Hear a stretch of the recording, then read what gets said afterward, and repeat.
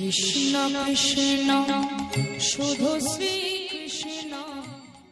আপনাদের পরিবেশ ভালো লেগেছে, কিন্তু যা গরম পড়েছে হাত তুলবেন না এরকম করবেন, ওইটার জন্যই চিন্তা করছি কোনটা করব। না না, কষ্ট তো আপনাদের হচ্ছেই, কিন্তু কষ্ট না করলে তো কৃষ্ণ পাওয়া যাবে না, নাকি বলছেন?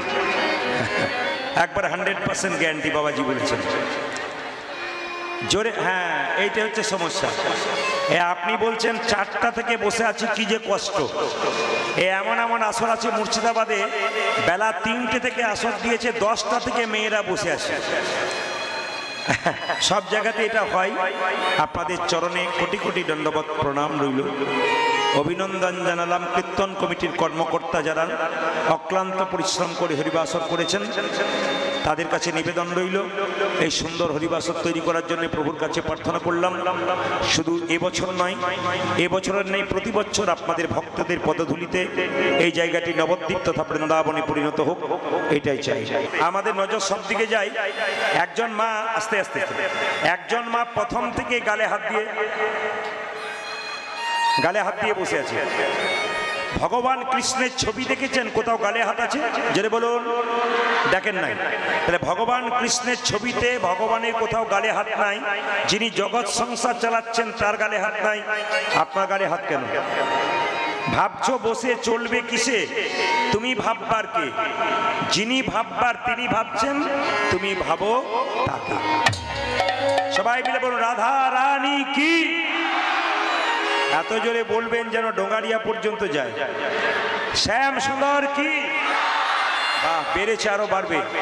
মদন মোহন কি, হরিবাসর কি, সাধুগুরু বৈষ্ণব কি। গরম লাগছে কি?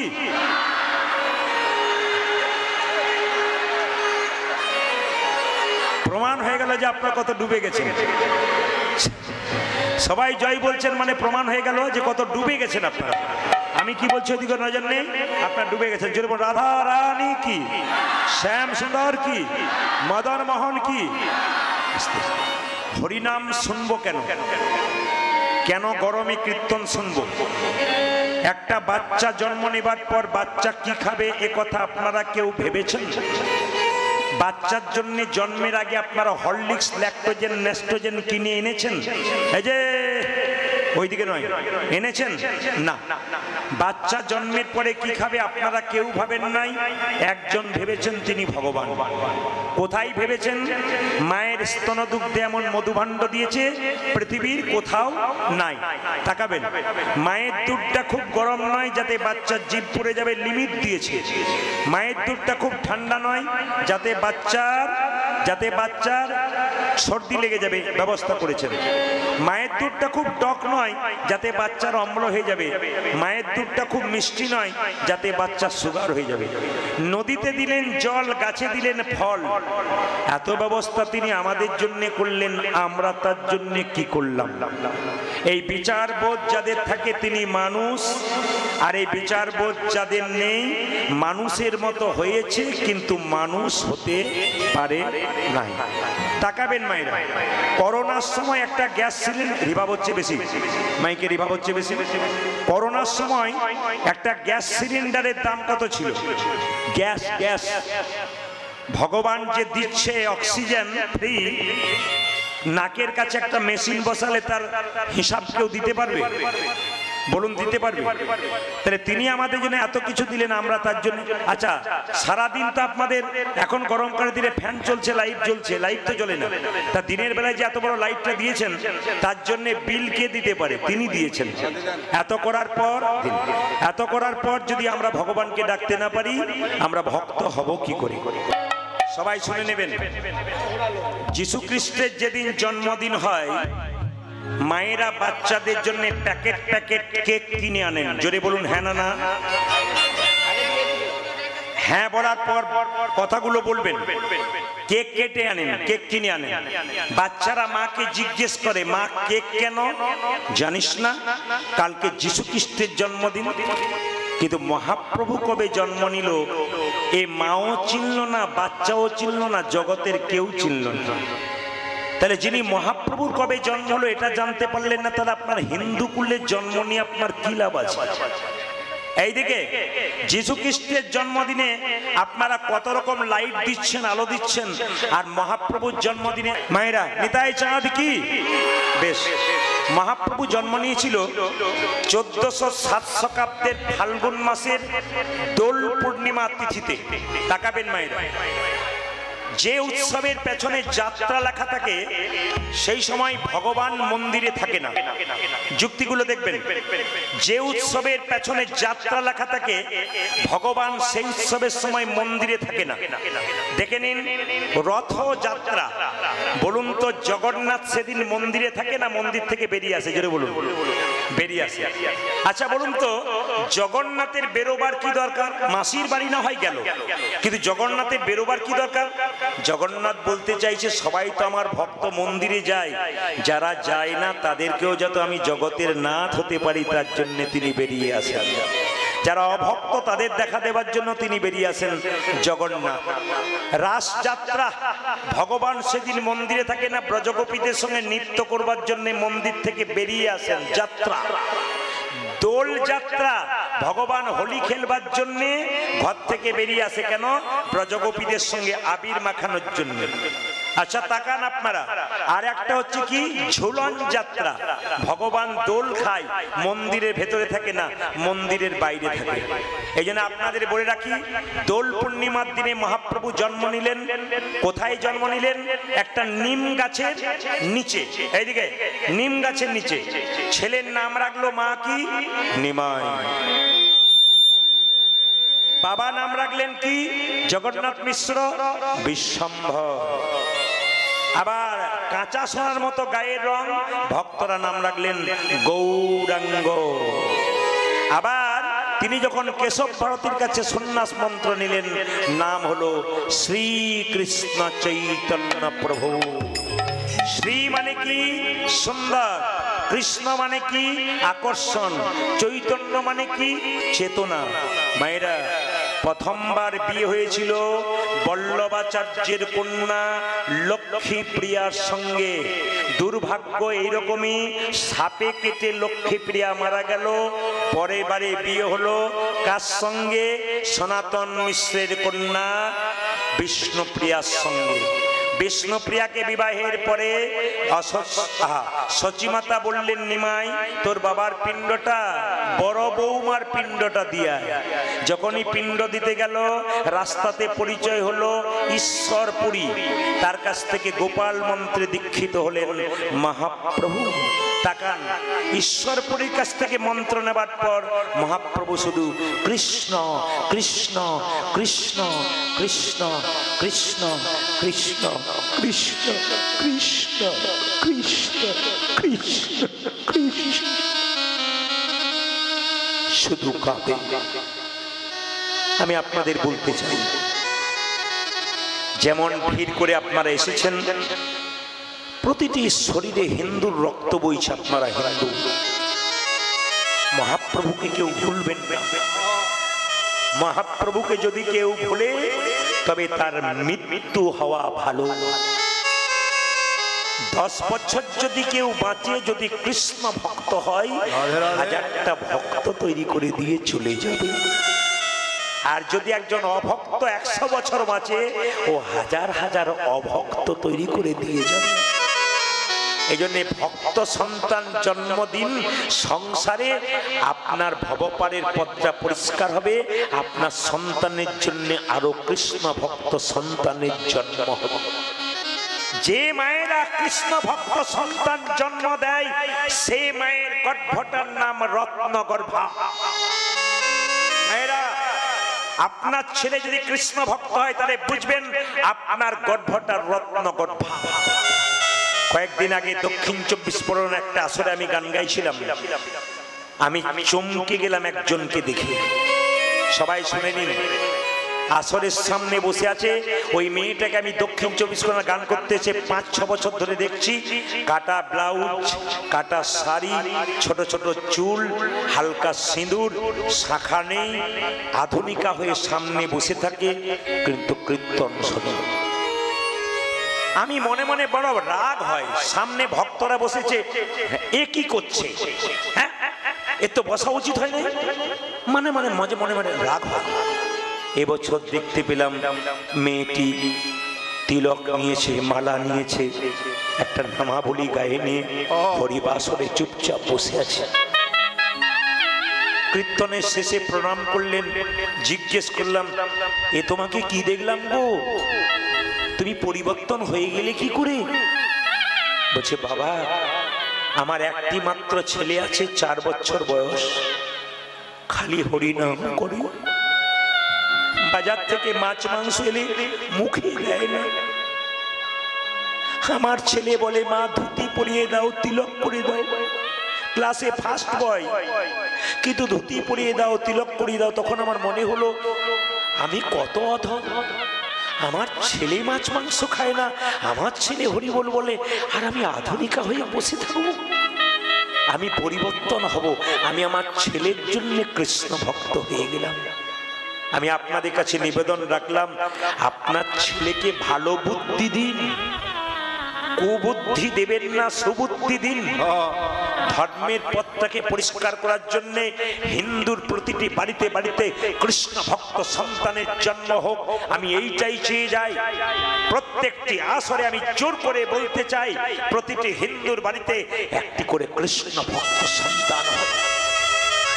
প্রশ্ন করবেন, প্রদীপ বাবু কৃষ্ণ ভক্ত সন্তান চাইলেন কেন? কেন চাইলেন না ইঞ্জিনিয়ার, ডাক্তার, মাস্টার? হ্যাঁ হ্যাঁ, আপনার ছেলে মাস্টার হোক, ইঞ্জিনিয়ার হোক, ডাক্তার হোক, কিন্তু যেন আধ্যাত্মিক চেতনা থাকে, কৃষ্ণ ভক্ত, এইদিকে কৃষ্ণ ভক্ত হয়। মায়েরা, কেন কৃষ্ণ ভক্ত সন্তান চাইলাম? নিমাই বলল, মা তুমি আমায় ডেকেছো? বলে, হ্যাঁ, তোর বাবার পিণ্ডটা দিয়ে আয়। মা পিণ্ড দিলে কি হয়?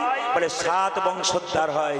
নিমাই বলল, মা পিণ্ড দিলে 7 বংশোদ্ধার হয়, কিন্তু কোন বংশে কোন একটা ছেলে যদি কৃষ্ণ ভক্ত হয়, তার 7 বংশ নয়, তার 14 বংশ। তাই যত কৃষ্ণ ভক্ত সন্তান জন্ম নেবে আমাদের সংসারে, তত কি হবে বলুন তো? বংশের পর বংশ আমাদের উদ্ধার হবে। তাই প্রত্যেকটি মায়ের কাছে করজোড়ে নিবেদন রইল, কীর্তন শুনতে আসবেন, বাচ্চাদের সঙ্গে করে নিয়ে আসবেন। ও চিৎকার করবে, চেঁচামেচি করবে, তবু তো হরিবাসরে ভগবানের নামে বসতে পারবে। এই জন্য আপনারা এই জায়গাতে আসবেন। কেন? শাস্ত্র বলেনি, অনেকেই বলেছেন পণ্ডিতরা, এপিজে আব্দুল কালাম বলছে, মায়ের পেটটা প্রথম স্কুল মায়ের পেটটা। মায়ের চলা বলা, দেখা, খাওয়া সবকিছু বাচ্চার নির্ভর করছে মায়ের পেটে। বাচ্চা থাকাকালীন আপনার যেমন আচরণ হবে, আপনার বাচ্চা সেরকম আচরণ হবে। তাকাবেন আপনারা, দ্বিতীয় স্কুল কোনটা? আপনার পরিবেশ। আপনি যেমন পরিবেশ তৈরি করতে পারবেন, আপনার দ্বিতীয় স্কুল হবে। আর তৃতীয় স্কুল কোনটা? ওই স্কুল যেখানে পড়াশোনা করতে যায়, ওই স্কুলে চাকরি পেলে অনেকে ইঞ্জিনিয়ার, ডাক্তার, মাস্টার হয়। সবাই নয়, অনেকেই আছে এত বড় টাকা রোজগার করে, কিন্তু মা বাবাকে বৃদ্ধাশ্রমে রাখে কিংবা নিজে খাই, মা বাবাকে দেয় না। আমি 100% গ্যারান্টি দিলাম, ছেলেকে কৃষ্ণ ভক্ত করুন, ইঞ্জিনিয়ার, ডাক্তার, মাস্টার করুন, কিছু হোক আর না হোক, অন্তত বিবেক চৈতন্য হবে, মা বাবা আত্মীয়কে ফেলে যাবে না, সবাইকে ভালো চোখে দেখতে পারবে। এই জন্য মহাপ্রভু এলেন, মায়েরা নিতাই চাঁদকে ডেকে বললেন, দাদা তুমি জীবের দ্বারে হরিনাম দাও। কিভাবে দেব? নয়নে দেখিবে যা কৃষ্ণ নামে দেবে তার, নয়নে দেখিবে জানি কৃষ্ণ নামে দেবে তরি, নয়নে দেখিবে জানে কৃষ্ণ নামে দেবে তার, নয়নে দেখিবে জানে কৃষ্ণ নামে দেবে তারে। সাবধান, যেন জাতির বিচার করো না দাদা, যেন জাতির বিচার করো না দাদা, জাতির বিচার করো না দাদা, যেন জাতির বিচার করো না দাদা, যারে দেখবে নামে দেবে, জাতির বিচার করো না দাদা, দাদা জানি দেখবি নামে দেবে জাতির বিচার করো না দাদা, যারে দেখবে নামে দেবে, জাতির বিচার করো না। তুমি যারে দেখিবে নামে দেবে জাতির বিচার করো না দাদা। আচ্ছা, এখানে ড্যান্স হাঙ্গামা হলে মাঝখানে বাঁশের বেড়া দিত কেন? একদিকে নারী একদিকে পুরুষ, কিন্তু এখানে নারী পুরুষ একসঙ্গে বসছে কেন? এটা মহাপ্রভু করেছেন। এখানে কামের ব্যাপার নাই, প্রেমের ব্যাপার আছে। নিতাই চাঁদকে বললো, দাদা যদি কেউ চোখে দেখার পর হরিনাম না দেয়, তুমি কি করবে জানো? প্রথমে ধরিবে হাতে, যদি না চাই নাম, দাদা প্রথমে ধরিবে হাতে, যদি না চাই নামে যদি না চাই না আমি উলধ্বনি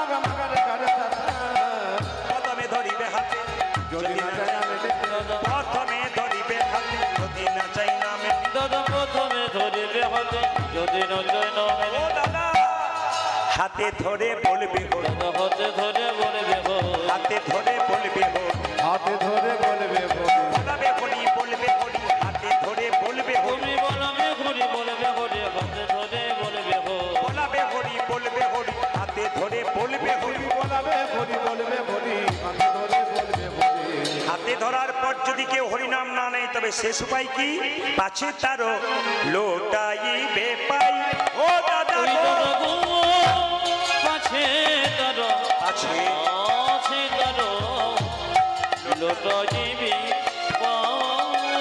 দাদা পাছে তারও পাছে তারও লোটাইবে পাই দাদা ও দাদা পাছে তারো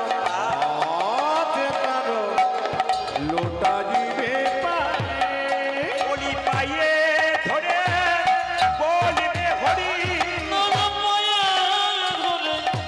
বলবে ঘুরি পাইয়ে ধরে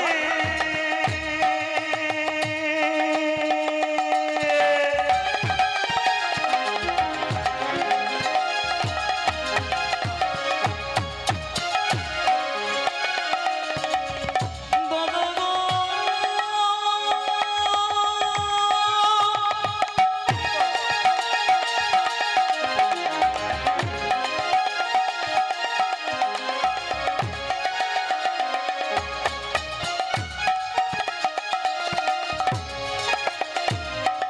গো দাদা তুমি পায়ে ধরে বলবে ঘুরি বলাবে হরি বলবে হরি পাইয়ে ধরে বলবে হরি বলবে হরি বলবে হরি পাইয়ে ধরে নিতাই গৌর হরি বলবে হরি বলবে হরি পায়ে ধরে বলবে ঘুরি বলবে হরি পায়ে ধরে বলবে ঘুরি বলবে হরি আজ আছে তোর লোটাইবি জোরে বলুন রাধা মাধব কি না জয়টা একটু জোরে বলতে হবে রাধা মাধব কি বাহ শ্যাম সুন্দর কি মদন মোহন কি হরিবাসর কি সাধুগুরু বৈষ্ণব কি গৌর ভক্তবৃন্দ কি আপনার জয় বলছেন না ভয় বলছেন বুঝতে পারছি না যেরকম রাধা রানী কি শ্যাম সুন্দর কি আচ্ছা ভালো কাজ করলে দাদার চাইতে ভাই এগিয়ে যেতে পারে ভালো যদি কাজ করে না আপনারা যারা ছোট আছেন বড় চাইতে আগে যেতে পারে গুরু মিলে লাখে লাখে শিষ্য মিলে এক অনেকে উপদেশ দিতে পারে নিতে পারে কজন এই যে এখন জ্ঞান দেবার লোক আছে নেবার লোক নাই আমিও জ্ঞান দিচ্ছি আপনিও দিচ্ছেন সবাই দিচ্ছেন কিন্তু নেবার এই জন্য পণ্ডিতরা বললেন সব জায়গাতে জ্ঞান দিও না কেন সবাই তো নিতে পারে না মায়েরা ছোটরা ভালো কাজ করলে বড় ছোট বড় জায়গায় যায় প্রমাণ দেখুন তেতা যুগে রামচন্দ্র তার একজন প্রিয় ভাই ছিল কি নাম জোরে বলুন একটু জোরে বলুন লক্ষণ আচ্ছা শত্রুঘ্ন আর ভরত কি শত্রু ছিল না তারাও ভালো ছিল কিন্তু লক্ষণ তার সঙ্গে গিয়েছিল কিন্তু মায়েরা শুনলে এই যে মোবাইল বন্ধ শুনলে চমকে যাবেন আপনারা যে তেতা যুগের যিনি রামচন্দ্র তিনি তারপরে কৃষ্ণ লক্ষণ আবার দাদা বলরাম তা রামের তো বলরাম হওয়ার কথা ছিল কিন্তু লক্ষণ ভাই হয়ে দাদা হয়ে গেল কেন আর রাম দাদা হয়ে ভাই হয়ে গেল কেন এই যে ত্যাগ ছাড়া বড় হওয়া যায় না আপনার ছেলেকে পড়তে বসাচ্ছেন কিছু ত্যাগ স্বীকার করতে হবে। কি বলুন তো, যখন ছেলে পড়তে বসেছে, মা খাবো, এখন নয়, পড়া হোক, তারপর আর খেতে দিয়েছেন, পেট ভরে গেছে কিনা, বাস বিছানা খুঁজবে, ও মা ঘুমাচ্ছে বলবে, সবাই লক্ষ্য করবে। তাহলে বলছে ত্যাগ চাই। লক্ষণ কি ত্যাগ করেছিল যার জন্য তিনি দাদা বলরাম হলেন? তাকাবেন, লক্ষণ আপনার সবাই লক্ষ্য করুন, রামচন্দ্র 14 বছর পর যখন বনবাস থেকে এলেন, রাজা হলেন, তখন একজন কিন্তু রামচন্দ্রকে ছাতা ধরে দাঁড়িয়েছিলেন। কারো জানা আছে যে ছাতা ধরে দাঁড়িয়েছিল তার নাম কি? জোরে বলুন, কারো জানা আছে? তার নাম হচ্ছে লক্ষণ। রামচন্দ্র রাজা, লক্ষণ ছাতা ধরে দাঁড়িয়ে আছে। কিছুক্ষণ ধরে থাকার পর লক্ষণ আছাড় খেয়ে মাটিতে পড়ে অচৈতন্য হয়ে গেল, ঘুমিয়ে পড়ল। রামচন্দ্রের মনে বড় রাগ হলো, লক্ষণ আমি রাজা হয়েছি বলে তোমার হিংসে হচ্ছে না? তুমি ছাতা ধরেছিলে, ছাতা ধরে ঘুমিয়ে পড়লে, চালাকি করছো তুমি। বলতে পারতে তোমাকে আমি রাজা করে দিতাম, আমার রাজত্বে কোনো লোভ ছিল না, তুমি কেন ঘুমিয়ে পড়লে?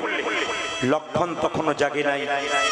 বশিষ্ঠ মুনি এসে বললেন, রামচন্দ্র তুমি পূর্ণ ভগবান হতে পারো, কিন্তু তোমার চাইতে লক্ষণের ত্যাগ বেশি। বলে কিরকম? লক্ষণ 14 বছর ঘুমায় নাই। এইদিকে এক রাত্রি ঘুম না হলে তারপরের দিন আপনাদের কি অবস্থা হয় বলুন তো? কেউ কিছু বলতে গেলেই মাথা বিগড়ে যায়, না কি বলছেন?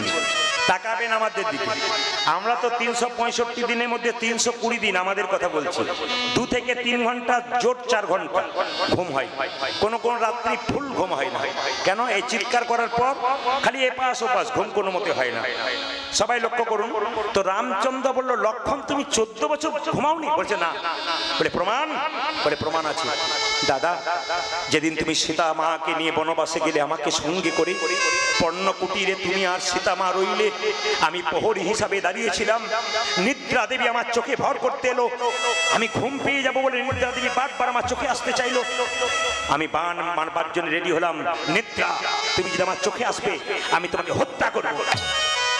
নিদ্রা দেবী বলল, লক্ষণ তুমি আমায় মেরো না, আমি যদি মরে যাই পৃথিবীর মানুষ পাগল হয়ে যাবে, না ঘুমালে তো পাগল হয়ে যায়, ওরা তো পাগল হয়ে যাবে।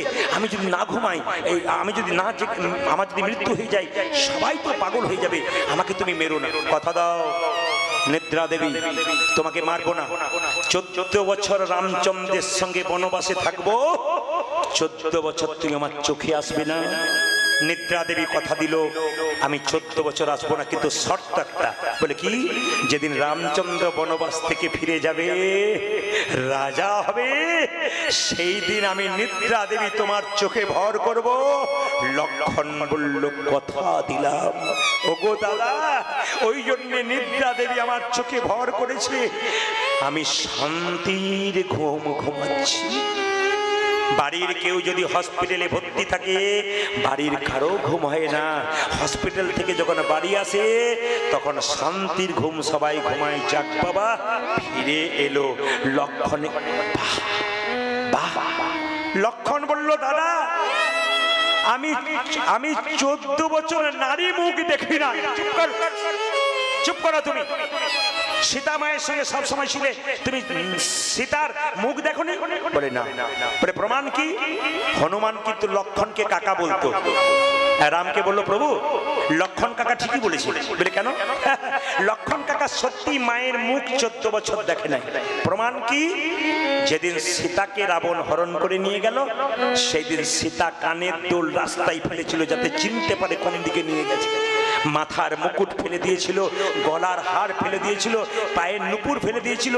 সবগুলোকে একসঙ্গে এনে লক্ষণকে বলেছিল, লক্ষণ কাকা। হনুমান বলল, সীতা মা হরণ হয়ে গেছে। লক্ষণ বলল, চুপ কর হনুমান, তুই মিথ্যে কথা বলছিস। আমি মিথ্যে কথা বলি নাই, তাকিয়ে দেখো। বলে কি? মায়ের মাথার মুকুট চিনতে পারলাম না। লক্ষণ বলল, কানের দোল কই চিনতে পারলাম না তো, গলার মালা কই চিনতে পারলাম না তো, হাতের বালা কই চিনতে পারলাম না তো। এই দেখো গো, মায়ের পায়ের নুপুর চিনতে পেরেছি। আমি যে 14 বছর সীতা মায়ের মুখ দেখি নাই, মায়ের পা দুটো দর্শন করেছিলাম। এই জন্য কীর্তন শুনতে আসতে হয়, ত্যাগ শিখতে হয়। শুধু কীর্তন শুনলে হবে না, ভেতরে নিয়ে যেতে হবে আপনাকে। আপনি কি শিখে গেলেন? লক্ষণকে তখন রামচন্দ্র বলল, আর কি বলতে চাও? আমি 14 বছর কিছু খাই নাই। চুপ করো, এটা আমার বিশ্বাস হয় না। 14 বছর খাওনি? বলছে না। বলে প্রমাণ? আমি তোমাকে বন থেকে ফল সংগ্রহ করে লক্ষণ তোমার হাতে দিয়েছিলাম, তুমি খাওনি? দাদা, যতবার তুমি বন থেকে ফল এনেছিলে বলেছিলে লক্ষণ ফল ধরো, তুমি তো বলো নাই লক্ষণ ফল খাও। তুমি তো সববার বলেছিলে লক্ষণ ফল ধরো, লক্ষণ ফল খাও, বলনি? তাই আমি ফল ধরেছিলাম কিন্তু খাই। এখন সংসারে ভাইয়ে ভাইয়ে কত বিবাদ চলছে, একজন ভাই একজন ভাইকে কেমন ঠকাতে পারে তারই কাহিনী চলছে। কিন্তু শিখে নিন, লক্ষণকে বলেছিল লক্ষণ ফল ধরো, ফল ধরেছিল কিন্তু খাই নাই। তাকাবেন, 14 বছরের ফলে হিসাব দিতে পারবে? দেব। হনুমান যেখানে বান রাখা হয় তুনটা নিয়ে এসো তো। তুনটা নিয়ে এলো, দেখলো 14 বছরের ফলের মধ্যে 7 দিনের ফল নাই। মানে ফল তো আর নাই, বীজগুলো আছে। 7 দিনের ফল দেখতে পাচ্ছি না কেন? লক্ষণ বলল, দাদা 14 বছর তো ফল খাই নাই, 7 দিনের ফল কেন কম জানো? 7 দিন তুমি ফলই আনো নাই, আমরা কেউ ফল খাই নাই। বলে প্রমাণ কি? তাকিয়ে দেখো, যেদিন রাজা দশরথের মৃত্যু সংবাদ পেলাম, সেই দিন ফল আমরা কেউ গ্রহণ করি না। সেই দিন ফলে আমরা কেউ গ্রহণ করি না। মায়েরা, বাড়িতে কেউ মারা গেলে আর কেউ খায়? জোরে বলুন হ্যাঁ না? খাবার কথা ভুলে যায়। যেদিন সীতা মাকে রাবণ হরণ করে নিয়ে গেল, সেই দিন কেউ ফল গ্রহণ করি নাই। যেদিন সীতা মাকে রাবণ করে নিল, সেই দিন সেদিন কেউ আমরা ফল খাই না। কদিন হলো? জোরে বলুন, কদিন হলো? 3 দিন নাকি 2 দিন? আচ্ছা, আর কোন দিন? যেদিন ছায়া সীতা তৈরি করে সীতাকে মস্তক ছেদন করে সোনার থালায় রাবণ রেখেছিল, সেই দিন ফল খায়। আর কোন দিন? যেদিন রাম লক্ষণকে নাগ পাশে বন্ধন করা হয়েছিল, সেই দিন ফল খায় নাই। কদিন হলো মায়েরা? কদিন? 4 দিন। এবার লক্ষ্য করুন, যেদিন সীতা পাতাল প্রবেশ করেছিল, সেই দিন ফল খাই নাই। আর কোন দিন ফল খাই নাই? যেদিন সীতা পাতাল প্রবেশ করেছিল, সেই দিন ফল খাই নাই। আর একদিন ফল খাই নাই, যেদিন লক্ষণকে শক্তিশাল মারা হয়েছিল, সেই দিন ফল খাই নাই। আর একদিন কোন দিন ফল খাই নাই? যেদিন 14 বছর পর বনবাস থেকে সবাই ফিরে এলাম, এত আনন্দ, খাবারের কথা ভুলে গেলাম। ছেলে যদি পরীক্ষায় ফার্স্ট হয়, বাড়িতে আনন্দের রোল পড়ে যায়, মিষ্টি আন খাবার কথা বলে যায়, আমাদের ছেলে ফার্স্ট হয়েছে গো, ফার্স্ট হয়েছে গো, আনন্দ হয় না? কিন্তু লক্ষ্য করুন, সেই দিন ফল খায় নাই। রামচন্দ্র মাথা নিচু করে দাঁড়িয়ে আছে। বশিষ্ঠ মুনি বলল, রাম তুমি মাথা নিচু করে দাঁড়িয়ে আছো কেন? রামচন্দ্র বলল, লক্ষণ তুই যদি আমার চাইতে ছোট না হতিস, তবে তোর চরণে একবার প্রণাম করতাম। তবে লক্ষণ রে, এ যুগে আমি তোরে দাদারা আমি হলাম, এ যুগে আমি তোরে দাদারা আমি হলাম, কিন্তু দাপরে আমি হব তোর ভাই, আমি হব তোর ভাই। তুই হবি আমার দাদা বলরাম, তুই হবি আমার দাদা বলরাম। কলি যুগে আমি হব তোমার ভাই গৌর হরি, তুমি হবে আমার দাদা নিতাই চাঁদ, তুমি হবি আমার দাদা নিতাই চাঁদ। শুনছেন তো? মন দিয়ে শুনছেন তো? ভগবান বললেন, কিছু দিতে পারো না পারো, মন মনা মদ ভক্ত, তুমি তোমার মনটা ভগবানের চরণে দাও। কিছু দিতে না পারো, তোমার মনটা ভগবানের চরণে দাও। মায়েরা, 4টে আপেল 4টে কলা মন্দিরে নিয়ে যান, ভগবান খায়? জোরে বলুন হ্যাঁ না? খায়? তাহলে কাল থেকে আর নিয়ে যাবেন না? তবু নিয়ে যাবেন কেন? ভগবান খায় না, নিয়ে যাবেন। ভগবান দেখে, কি দেখে? প্রেমের ভাবে নিয়ে এলে না অহংকারের ভাবে নিয়ে এলে। তোমার অহংকারটাকে ফেলে দেয় আর প্রেমটুকু গ্রহণ করে।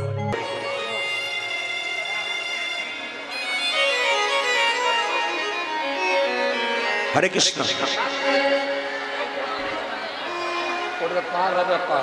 তাই প্রেমের ঠাকুর মহাপ্রভু এলেন নবদ্বীপের মাটিতে সবাই মিলে। শ্রী গৌরাঙ্গ প্রেমের ঠাকুর প্রেম বিলাতে এলো নদী যায়। আজ শ্রী গৌরাঙ্গ প্রেমের ঠাকুর প্রেমে বিলাতে এলো নদী।